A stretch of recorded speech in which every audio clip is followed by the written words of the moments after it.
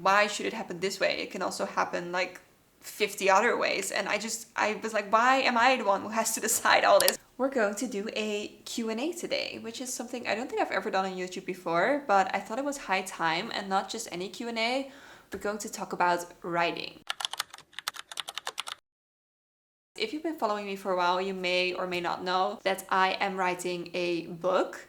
And I've been a little bit vague on it the past few months because I used to feature it in my vlogs a lot, and then I just stopped talking about it. And that's because I took a little bit of a break from writing, but I'm fully back on it and we're making some progress. So I thought it would be fun to update you guys on everything I am working on right now, everything that's going on, but also talk about the writing process and publishing process in general, because I've been receiving some questions about that. So I asked you guys on Instagram to ask me any question you had about my book, writing, or publishing, and I selected the most relevant ones. So let's get through them. I will separate them in two parts.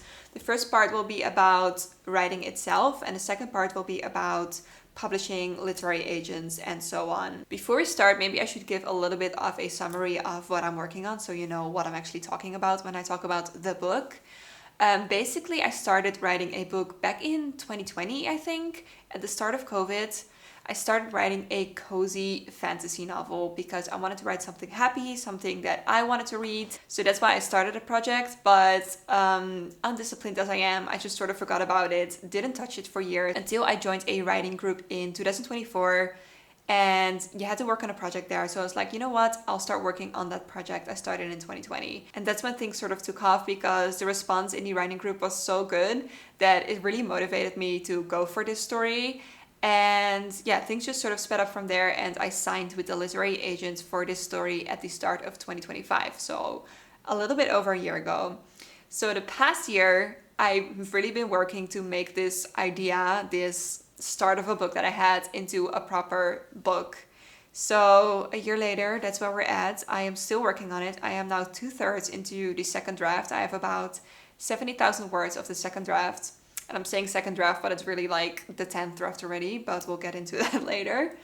So yeah, that's what I'm working on. That's what we're looking at. I don't have a publisher yet. I have a literary agent. I know some people are confused about that, but we'll also talk about that more later. But let's get into the questions. Of course, I got a lot of questions about the book itself. What is the book about? What language are you writing in? Where will it be published?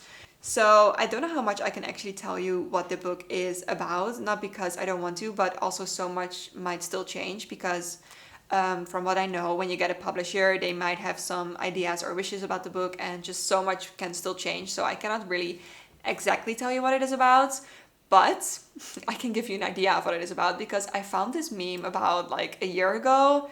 I'll put it on the screen. This meme by this creator. This is basically the vibe of my book. It's a cozy, witchy fantasy novel, and it's set in a small town in the 90s that is really magical, and basically the modern world comes knocking at the door. That is the very, very basic idea of my plot. Of course, there's a lot more going on than that. It focuses on three witchy sisters, which is something I've always wanted to do. I'm the middle one of three sisters, so that sibling dynamic is just something that is very dear to me and was very fun to write about. But other than that, I don't think I can tell you much, but you get the idea.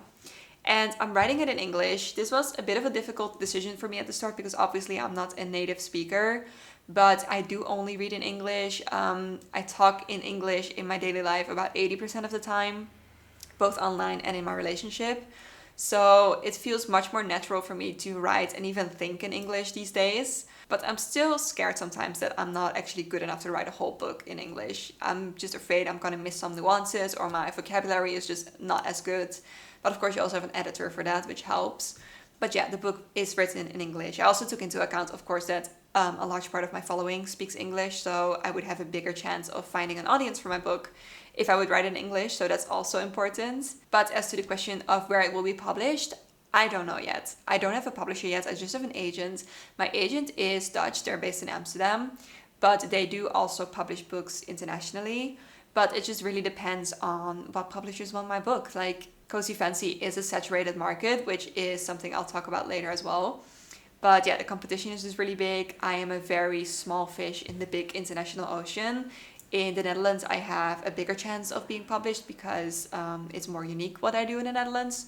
So I don't know yet. I don't know how it will work out. It's still all sort of out in the open. It's very exciting, of course. And of course, I do want the book to be available to all of you when it gets published in some way. So I'm gonna do my very best to make that happen. But it's also sort of out of my hands.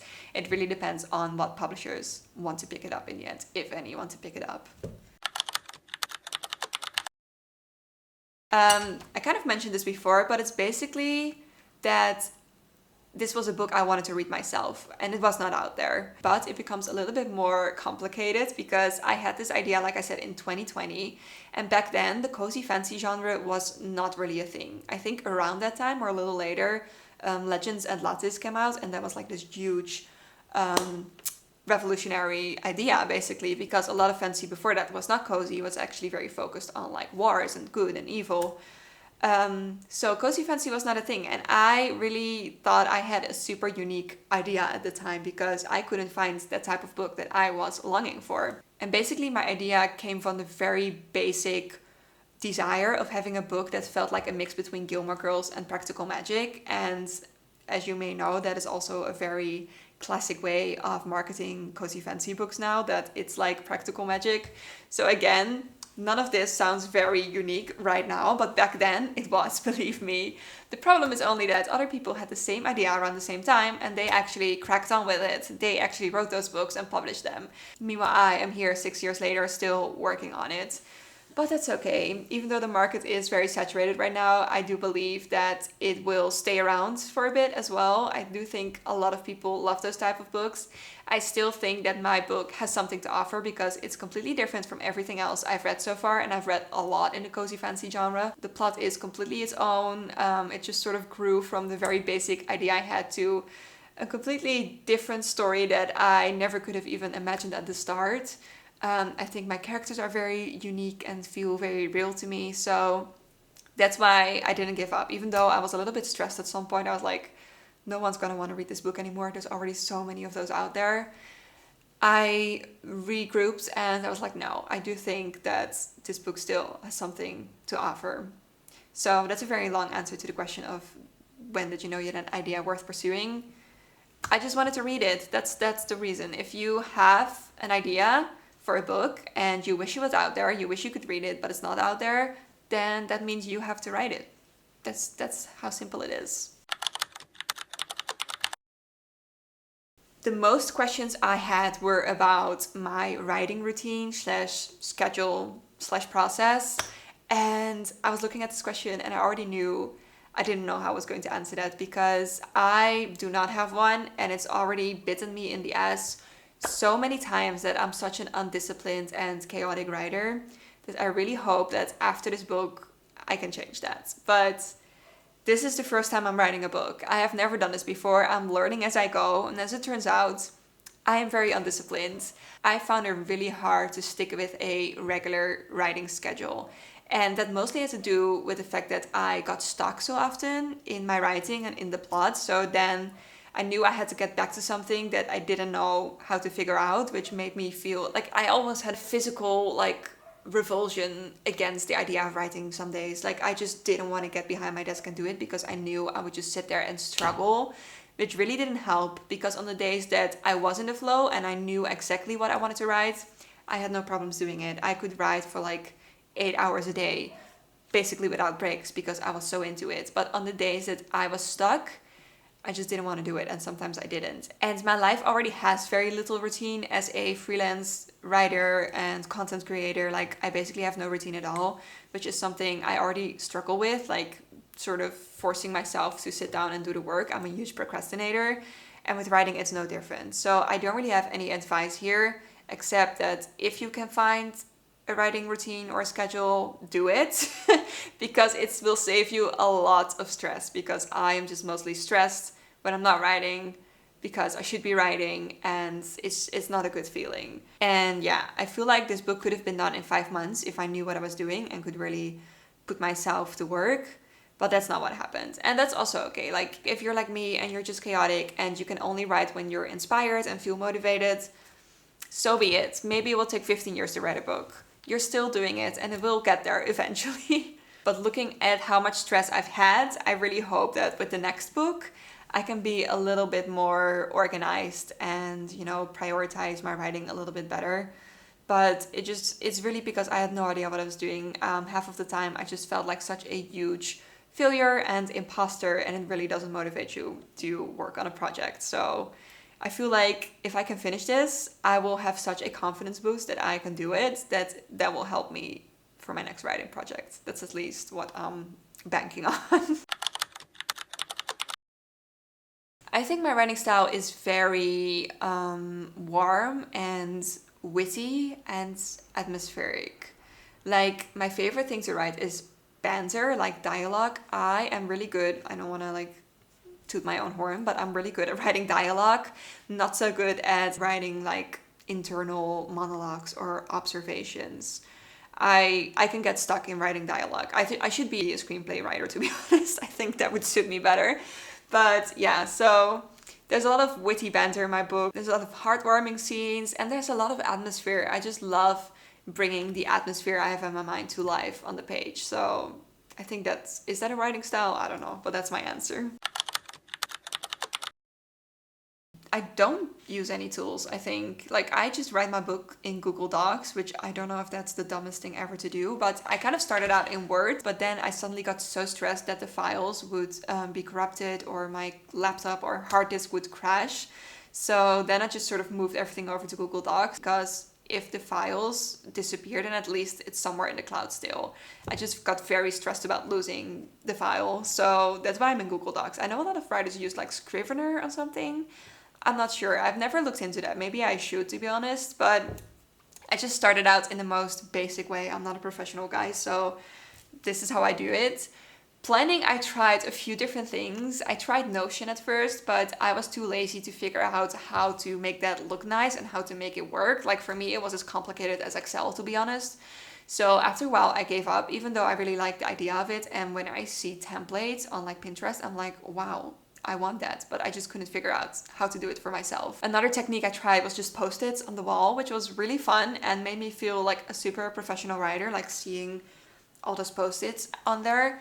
But again, it didn't really work for me. I felt like I didn't really have an overview. I didn't want to write everything down by hand.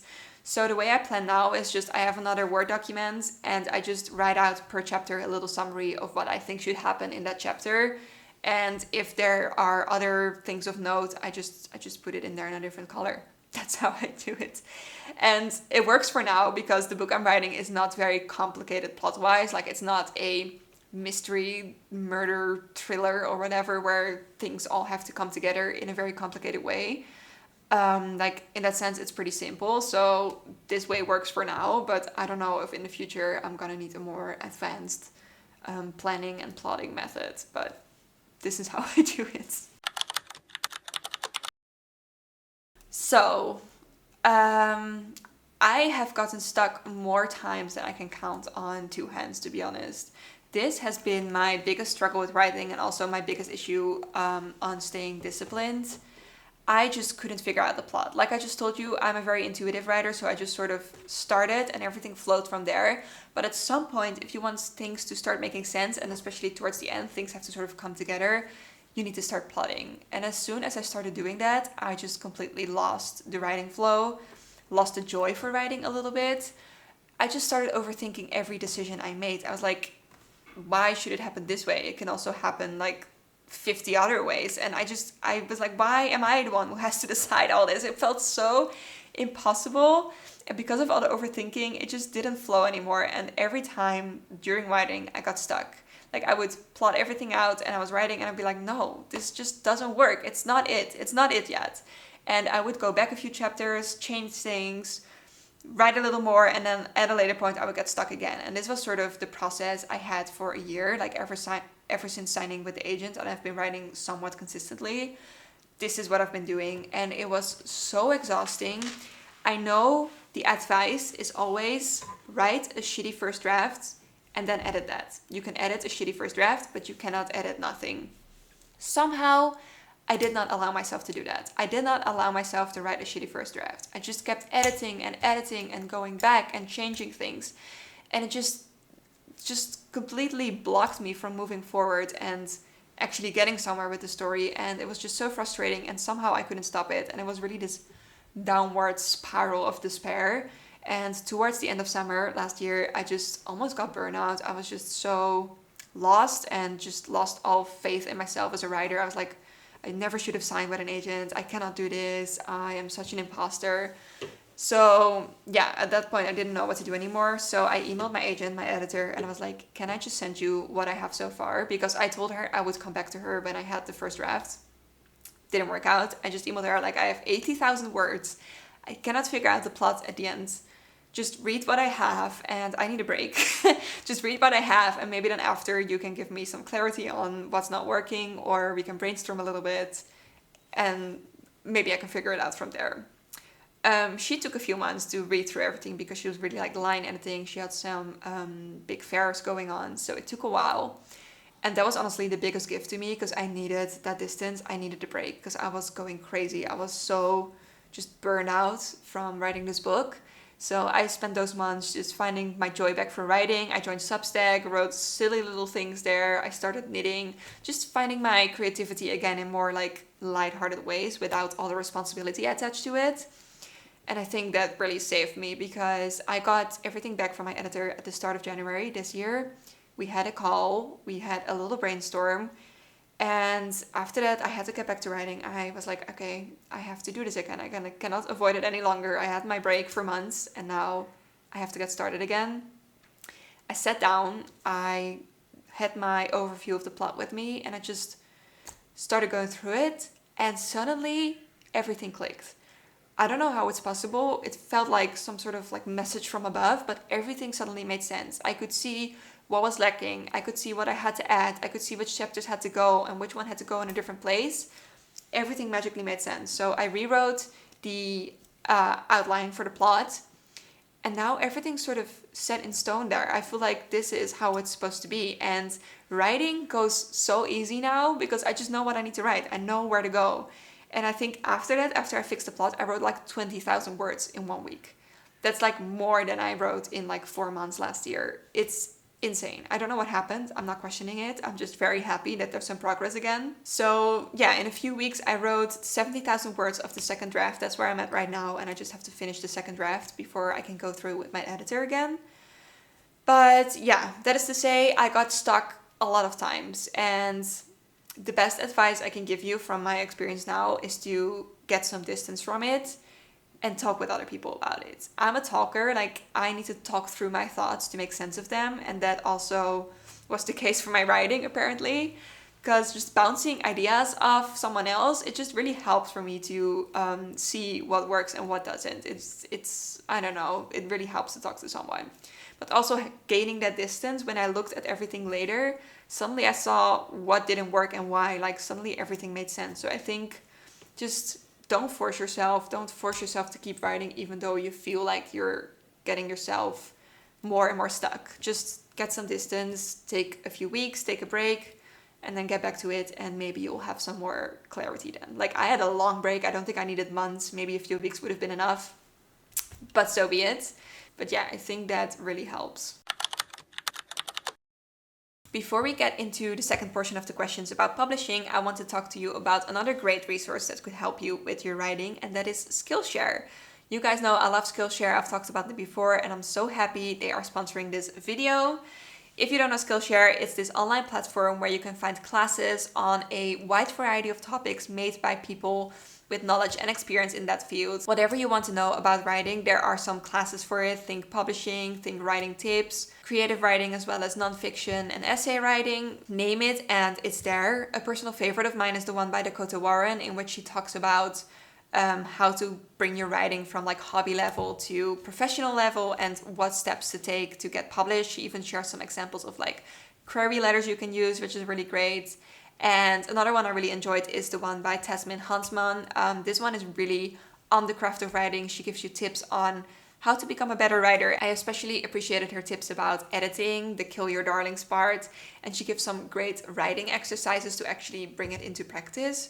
So definitely check out those classes if you want to improve your writing skills. I think it helps so much to hear from someone who has the experience, knows the roadblocks you can walk into, which pitfalls there are, but also knows the tricks and ways to make yourself a better writer. So if you want to try Skillshare, I have a great offer for you. The first 500 people will use this QR code or the link in my description below, get 1 month free trial of Skillshare, and you can take unlimited classes on any of the topics you might be interested in. Thank you so much, Skillshare, for sponsoring this video, and now let's get back into the questions.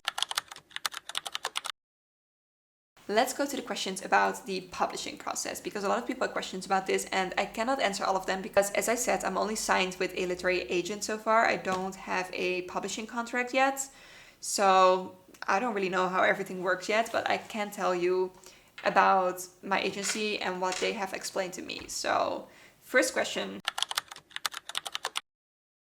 I got very lucky with this because I have a friend in the Netherlands who is a published writer already. She was signed with this agency already and she knew I was writing. So she asked me like, can I read something of you? Maybe I can send it to my agent if you would like that.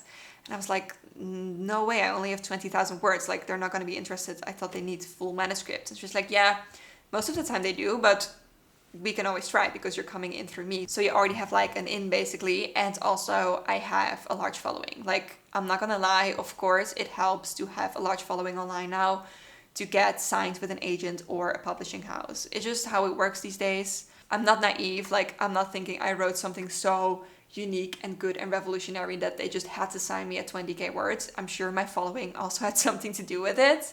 But yeah, basically my fans sent them the 20,000 words I had of my story. They were super excited and invited me just to talk about what they could offer me and how it all would work. Then I had some time to think about it and I said yes. It's one of the biggest agencies in the Netherlands. They have published so many cool books.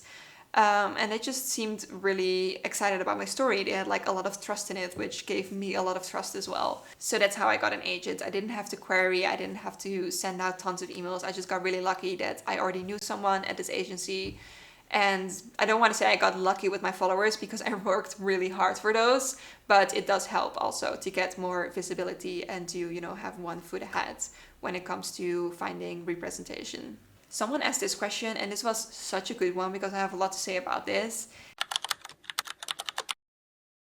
I definitely struggle with this. Getting an agent both motivated and stunted me. Let me explain. I told you I'm not a very disciplined writer and that I left this project for years because I didn't really know if I should invest my time in that. Getting an agent and hearing their excitement and their trust in that this could be something motivated me to really finish this book because, first of all, I have to because I signed a contract, but second of all, if people have so much trust in it that they're willing to take me on, it must mean that it's good and it must mean that this could be something and it's worth investing my time in, which is something I was always very scared of. Like, what if I invest months of my life into this thing that's never gonna amount to anything, which is, I know, a very stupid thought. Like, creative things should just be done for the sake of creativity, not for the sake of achieving something. But it has always been my dream to be a published author. So I wanted to invest my time in a project that was actually worth it. So getting that recognition from the agency obviously really helped me to decide to invest all of the time I had into this book. That's one side.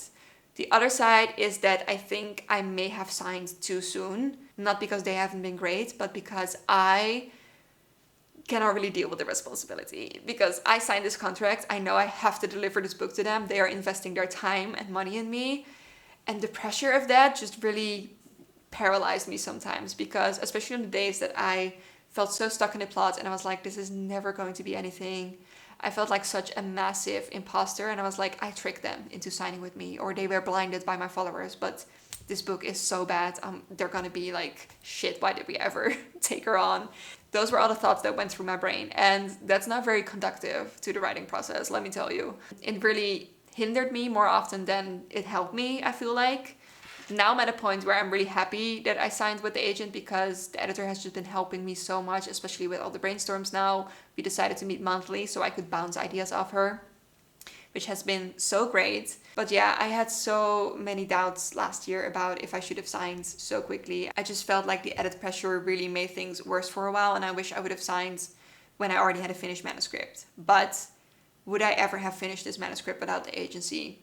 Probably not. So in the end, it all worked out as it should. But it's definitely, it has two sides.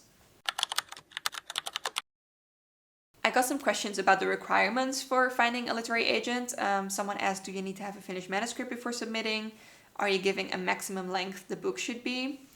So generally, if you're a new author and this is your debut, you do need a finished manuscript before submitting it to places, because they are going to want to know that the book is there, that they're gonna get the finished manuscript. But if you have a different way in, like me, for instance, through a friend, or if you have a large following and they see potential in your audience, or if your idea is so outstandingly good and there's so much potential in the manuscript you have, then there's always a chance. There's always a chance. But generally, they would prefer for you to have a finished manuscript, I believe. But maybe things have changed. I'm not sure. I also believe that if you write nonfiction, you don't need to have the book yet, because then you would need to do all the research, blah, blah, blah, before even knowing you get signed. So you just send a very extensive outline and plan. So with nonfiction, it's a little bit different, but with fiction, I think it's better to have a manuscript ready. And for the maximum length, they never gave me any guidelines about that, but I did some research myself before talking to the agents. And you kind of have to look at the genre you're writing in. And for the cozy fantasy genre, the books are generally between 300 and 400 pages, which is between 80,000 and 100,000 words, I believe. I think my manuscript is going to be around 100,000 words. Maybe I have to cut down after that, I'm not sure. But yeah, generally, again, for debut authors, they don't want the book to be too long, because publishers obviously don't want to invest too much money into something they don't know is going to be successful. So shorter books means less cost for producing the book. So from debut authors, they generally want books under 100,000 words, if I'm correct. If you're writing like a 500,000 word fantasy, there's a very small chance someone's going to want to publish that if you don't have anything else to show for your talents. So yeah, there are some expectations and rules when it comes to word count, and I suggest just looking it up for your genre, what is considered the general standard.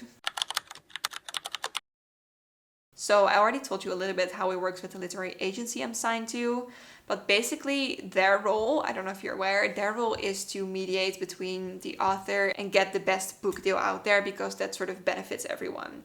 An agency only gets paid when they sell the book to a publisher. So they get a deal with a publisher. A publisher offers money for a book. Sometimes there's an auction if multiple publishers want it. And the agency tries to get the best deal out there, and they get a cut from that deal, and the rest goes to the author. So the higher the book deal, the more the agency makes and the more the author makes. So that's basically sort of the deal you make with the agency. Before that, you don't have to pay the agency anything. If an agent asks money of you, an author, before publishing the book, it's a scam. Like, don't work with them. Yeah, so I'm now at the stage where I'm finishing my second draft, and after that I'm going to look with my editor if it's good enough already to send to publishers. They're gonna draft the book proposal for me. They're gonna help me draft maybe other documents they need, like the magic system, character sheets, whatever else might be relevant for the publisher to know. And then they're gonna send it out to publishers and see who comes back with an offer, if anyone comes back with an offer. That's basically the role of the agency. After that, I don't know, like I don't have a publisher yet, so I cannot tell you how that process goes exactly. It's so exciting, like this is a dream I've had since I was a little girl. I'm so excited about it, so yeah. I hope this gave you a little bit of an insight on what the status is of my book, and just a little bit more insight on how everything goes behind the scenes. If you have any other questions, leave them in the comments below and I would be more than happy to answer them. And yeah, thank you for watching. I will see you in the next video soon. Bye!